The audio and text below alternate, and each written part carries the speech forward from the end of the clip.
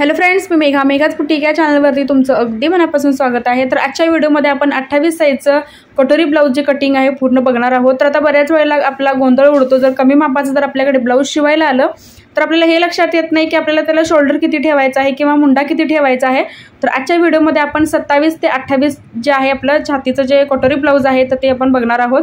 तर आता इथे मी पूर्ण उंची घेतलेली आहे 13 इंच, तर 12 इंच आपल्याला पूर्ण तयार जी आहे तर ती करायची आहे। तर त्यामध्ये आपल्याला 1 इंच वाढवून घ्यायचं आहे। तर पूर्ण उंची मी 28 साईजला घेतलेली आहे 13 इंच, 1 इंच मार्जिन ॲड करून तर 12 इंच आपल्याला तयार ठेवायचे आहे। तर त्याच्यानंतर आपण जे शोल्डर आहे तर ते घेतलेलं आहे 5.25 इंच।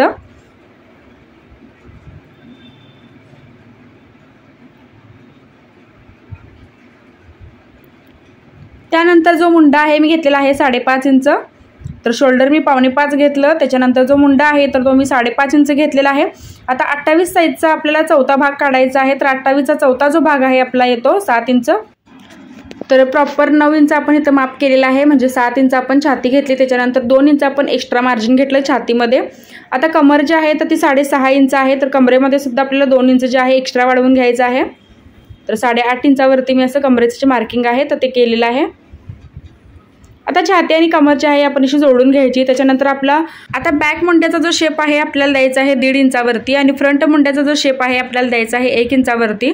तर मी तर सगळ्यात आधी आपला बॅक पार्ट इथं कटिंग करत आहे। सो मी इथं दिलेला आहे आपला बॅक मुंड्याचा शेप 1.5 इंचावरती आणि मुंड्याचा सुद्धा शेप तुम्ही बघू शकता की मी कशा पद्धतीने ते दिलेला आहे। जिथं आपलं प्रॉपर छातीचं जे माप होतं 7 इंच तर तिथेच मी मुंड्याचा जो शेप आहे तो स्टॉप केलेला आहे। आणि सगळ्यात आधी मी असा बॅक पार्ट जो आहे कटिंग केलेला आहे मेन कापडावरती। तर आपले हे नॉर्मल जे असतात रेग्युलर आपण जे पीस वापरतो त्याच्यावरती मी हे कटिंग केलेलं आहे। तर आता सेम अपोजिट साईडला आपल्याला काय करायचं आहे, आपला जो बॅक पार्ट आहे कापडावरती ठेवायचा आहे दुसऱ्या साईडवरती। आणि आपल्याला हे लक्षात ठेवायचं की खाली आपल्याला 1 इंच सोडूनच मग आपला जो बॅक पार्ट आहे तो ठेवायचा आहे। तर बंद बाजूवरतीच मी जो पॅटर्न आहे आपला फ्रंट आणि बॅक जो आहे तो काढणार आहे। आता खाली मी कापड 1 इंच सोडलं आणि त्याच्यानंतर जो आपला बॅक पार्ट आहे तो तसा ठेवलेला आहे। आता आहे तसं सगळ्यात आधी आपण हे मार्किंग करून घ्यायचं आहे कापडावरती।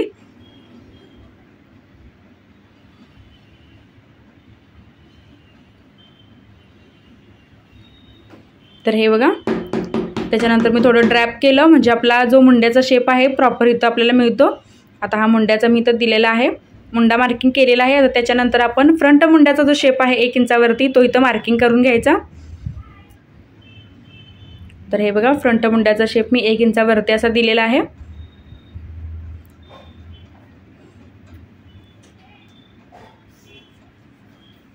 आता जी गळारुंदी आहे आपण घ्यायची आहे 2 इंच, तर 2.25 पण आपण नाही घ्यायची, तर 2 इंचच आपल्याला गळारुंदी जी आहे इथं घ्यायची आहे। पुढचा जो गळा आहे तर तो आपण किती डीप घालतो याच्यावरती आपण ठेवायचा आहे। तर मी ठेवलेला आहे 5.5 इंच, तर तुम्ही 6 किंवा 6.5 सुद्धा ठेवू शकता। अगर तुमची तर छाती एकदम कमी असेल तर तुम्ही जो फ्रंटचा गळा आहे तर तो थोडा एक्स्ट्रा जो आहे तो ठेवू शकता। आता इथं आपण क्रॉसपट्टीचं जे माप आहे तर ते टाकायचं आहे। आता इथं बघू शकता जे मी ब्लाऊज बनवत आहे त्याची मी हाईट जी आहे कमी घेतलेली आहे, म्हणजे पूर्ण उंची मी 12 इंच घेतली। आता तुम्ही जर तुमची हाईट जर जास्त असेल तर 13 किंवा 14 इंच असेल तर तुम्ही क्रॉसपट्टी 3 आणि 2.5 घ्यायची आहे। तर माझी जे ब्लाऊजची हाईट आहे तर ती कमी आहे, सो मी इथं क्रॉसपट्टी जी आहे 2.5 आणि 2 इंच घेतलेली आहे। आणि त्यानंतर सगळ्यात आधी मी स्ट्रेट लाईन मार्किंग केली आणि त्याच्यानंतर मग आपण क्रॉसपट्टीला जो आहे आपण असा शेप द्यायचा आहे। आता जी कटोरी आहे कटोरी मी देणार आहे 4.5 इंचावरती। तर 27 आणि 28 छातीला मी कटोरी जी आहे 4.5 इंचावरती इथं मार्किंग करत आहे।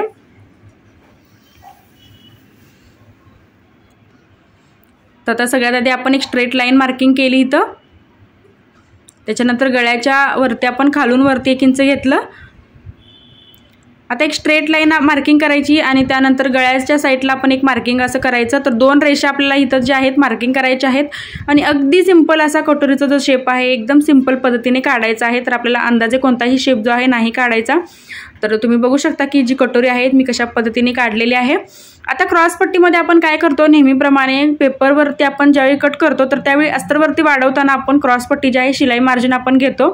तर आता हे शिलाई मार्जिन आपण काय करायचं, खाली अर्धा इंच घ्यायचं आहे। तर त्यासाठीच आपण खाली 1 इंच सोडलं होतं, कारण आपल्याला क्रॉसपट्टी जी आहे आपल्याला एक्स्ट्रा वाढवावी लागते शिलाई मार्जिनसाठी।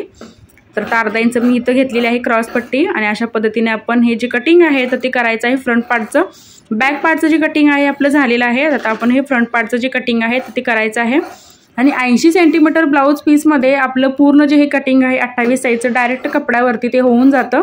तुमच्या जे स्लीव्ज आहेत अगर तुम्ही 5 या 5.5 इंचच्या जे स्लीव्ज अगर तुम्ही बनवत असाल तर हे एकदम सिंपल पद्धतीने जे कटिंग आहे डायरेक्टली कपड्यावरती कटिंग होऊन जातं. आता दाखवल्याप्रमाणे आपण असे जे पार्ट्स आहेत ते कट करून घ्यायचे आहेत. फ्रंटचा गळा सुद्धा मी असा राऊंड नेक दिलेला आहे इथं. त्याच्यानंतर कटोरी आपण इथं कट करून घ्यायची.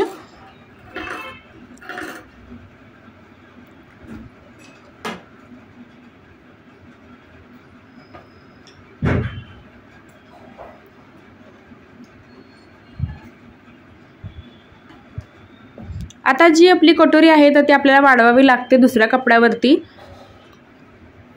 कारण टक्स पॉईंटचं जे आपलं जे एक्स्ट्रा मार्जिन असतं तर ते घ्यावं लागतं.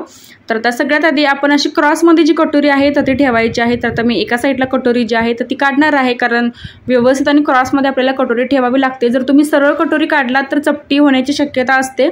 तर त्यामुळे कटोरी कधीही ठेवताना आपल्याला क्रॉसमध्ये ठेवायची आहे. आणि त्याच्यानंतर मग आहे तसं अगदी मार्किंग करायचं. आणि मी तर कटोरीचा जो टक्स आहे तर मी तो 1-1 इंचाचा घेणार आहे, 1.5 इंचाचा घेणार नाही, कारण 27-28 जे असतात एवढ्या साईजमध्ये तर त्यांचे जे छातीचं पोर्शन असतं तर ते एकदम कमी असतं. तर त्यामुळे आपण टक्स जे आहे पॉईंट जे आहेत आपल्याला 1.5 न देता 1-1च द्यायचे आहेत. जर तुमचं छातीचं जे पोर्शन आहे तर ते थोडं हेवी असेल, जास्त असेल तर तुम्ही 1.5 इंच ठेवू शकता. जर छाती एकदम कमी असेल तर काही लेडीजना हा पण प्रॉब्लेम असतो की एकदम छाती ती त्यांची आहे एकदम कमी असते.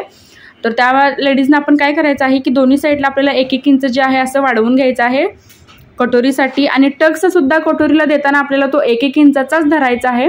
जसं की आपण कटोरीला नॉर्मल 1.5 इंच घेतो आणि 1.5 इंचाचाच जो आपला कटोरीचा टक्स असतो तर तो आपण मारत असतो.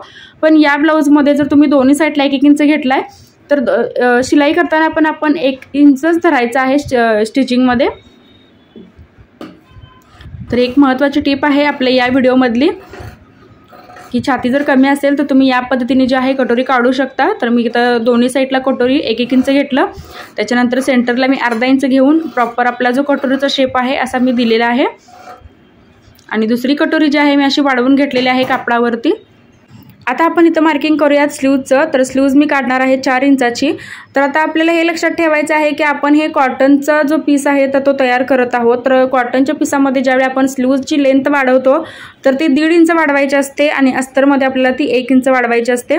तर आता इथं मला 4 इंचाची जी स्लीव्ज आहे तर ती तयार करायची आहे. सो मी इथं 5.5 इंच घेतलेला आहे, कारण आपल्याला डबल फोल्डिंग येतं बॉटमला स्लीवच्या. तर त्यामुळे आपल्याला इथं अर्धा इंच जे आहे एक्स्ट्रा वाढवावं लागतं. जर तुम्ही अस्तरचं ब्लाऊज शिवत असाल तर तुम्ही फक्त त्यामध्ये 1 इंचच वाढवायचं आहे. त्याच्यानंतर आपला छातीचा इथं चौथा भाग घ्यायचा आहे. आता आपली छाती होती 28, त्याचा चौथा भाग मी घेतलेला आहे 7 इंच.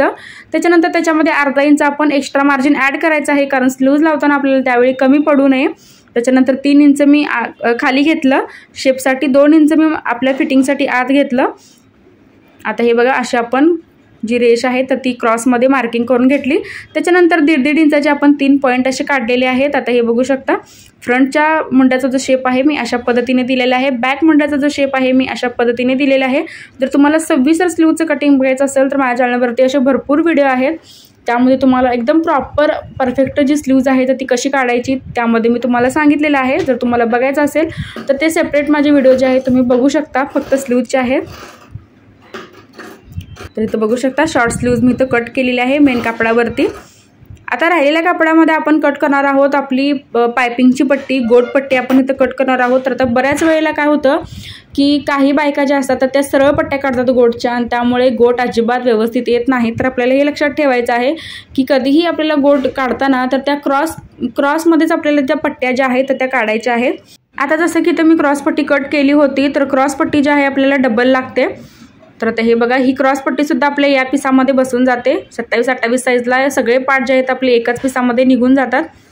तर जसं की आपल्याला 2 क्रॉस पट्ट्या लागतात, एक वरच्या साईडला आणि एक आतल्या साईडला आपल्याला लावायला लागतात. तर मी तर क्रॉस पट्टीसुद्धा कट करून घेतलेली आहे.